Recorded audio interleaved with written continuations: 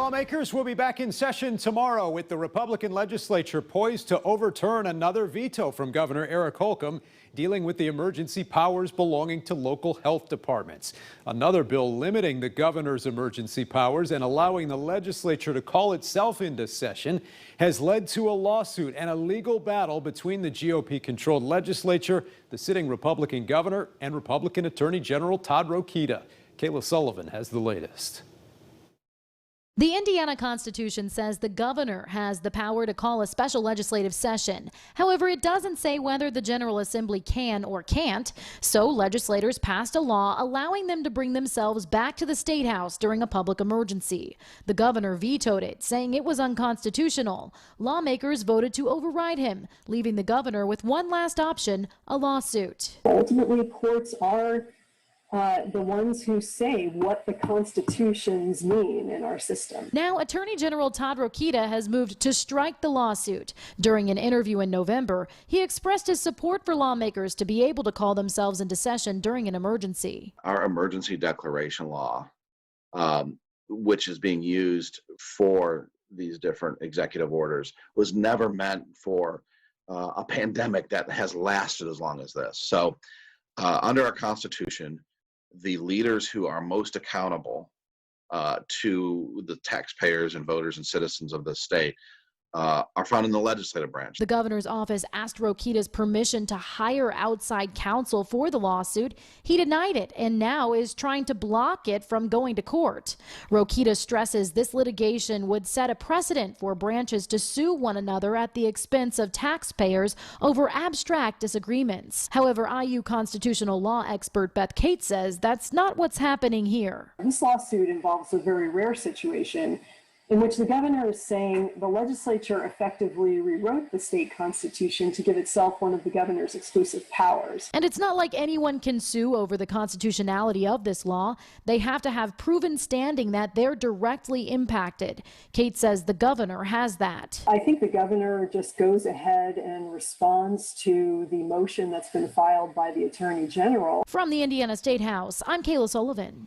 All right, Kayla, thanks. So what's the governor saying about this latest veto that could be overturned by lawmakers tomorrow? We're talking about Senate Bill 5, which allows locally elected officials to override decisions made by county health departments. Well, here's what the governor had to say on Thursday. I don't want to do anything that undermines our local health departments, our local health leaders to do their jobs. But I don't want to do anything that jeopardizes that integrity and that ability to be nimble and swift in our action. This week, we also heard from Indianapolis Mayor Joe Hogsett. In those times of crisis, I think it's frankly indisputable that it's better to have the experts in charge, with all due respect to elected officials. We've been grateful to Governor Holcomb, at least I've been grateful to Governor Holcomb, for continuing to allow local health authorities to set the guidelines that make sense for their communities. Dr. Virginia Kane there. Meantime, turning to our state's vaccination efforts this week, we heard from the governor as the numbers continue to show a bit of a decline here in Indiana when it comes to vaccine demand, both here and across the country. We do see some hesitancy in our rural areas.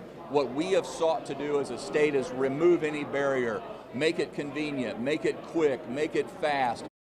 This week, we also heard from President Biden on the new plan to reallocate some doses to different states based on demand for the vaccine. As we anticipated, the pace of vaccination is slowing. Now the majority of American adults have already gotten their first shot.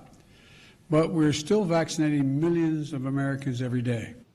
Okay, right now I'm joined by Dr. Judy Monroe, former Indiana State Health Commissioner and now president of the CDC Foundation. It's great to have you back with us again this week. Great to be with you. You know, the overall situation is certainly a lot better when it comes to COVID than last time we spoke, but we heard from the president there and the governor on the demand now declining for these vaccines. Are you concerned about those numbers? And what are you and others involved to some degree in this process trying to do to convince people who are still hesitant to go out and get the vaccine? Yes, and we are concerned about the drop in interest in getting vaccines, and there are a number of efforts underway with a number of partners I know Indiana is leaning in and, as I said, decreasing all the barriers to getting a vaccine. One of the things that is important that physicians talk to their patients. Most folks we're hearing from want to hear from their doctors, and most doctors have in fact been vaccinated when they've had that offered to them. So that's one of the areas. We've done a number of communication efforts. There are some communication campaigns. We're also working with community-based organizations, folks on the ground that are trusted and know their communities well. We're doing some funding to them, technical assistance, that type of thing. So there's a major effort underway to try to help build that vaccine confidence and hope folks get vaccinated. Do you think in retrospect the decision to pause the J&J vaccine had an impact on overall demand? I think it had a blip, but we're hearing, in other communities around the country that folks are taking the J&J vaccine now. And so I don't think it was a major issue. We also learned this week the federal government may reallocate some vaccine supply to states where demand has been higher. Is that going to have an impact here in Indiana on our ability to even get to herd immunity, with us trailing a number of other states in terms of demand? No, I think vaccine is available. Just recently, there have been something like 22 states that haven't ordered their full allocation. So we have plenty of vaccine, and Indiana will be able to order the vaccine. But I think it's really important that Hoosiers, take confidence, get your questions answered if you have issues with taking the vaccine. But it's a safe vaccine. It's going to get us back to life as we've known it in the past. And it does seem, when you look at age groups and also geographic areas where the vaccine has been more widely used, that the COVID numbers there in particular have gone down even further than in other areas. It's very impressive. I mean, this is a very effective vaccine. It's up to 95%. That's way more effective than the flu vaccine that folks get in the fall. It's only about 40 to 60% in some years. And so it's effective. It's safe, and it will get our economy back and get us back to having in-person fun again. You talk about the persuasion effort, you talk about hearing from your own doctor, you talk about getting others to try and convince people who are hesitant to get the shot. We have a couple of clips here of PSAs of that nature. First, from the GOP Doctors Caucus, including Indiana Congressman Larry Bucshon. Look, this vaccine is safe. Operation Warp Speed brought us safe and effective vaccines. And it's obvious to me from a medical standpoint, the only way to protect ourselves and your loved ones And to end the government's restrictions on our freedoms is to take action and get the vaccine. Congressman Bucshon, one of several Republican doctors serving in Congress, urging people to get the vaccine in this video you're seeing here. We also have a clip of a similar message here from IndyCar drivers, Tony Kanaan, Charlie Kimball, in this new PSA, also encouraging people to go out and get the shot. Dr. Monroe, efforts like this, will they work? Certainly more hesitancy among younger people, also among some Republicans. Will it help for people to hear from politicians or celebrities? Will that make a difference, do you think?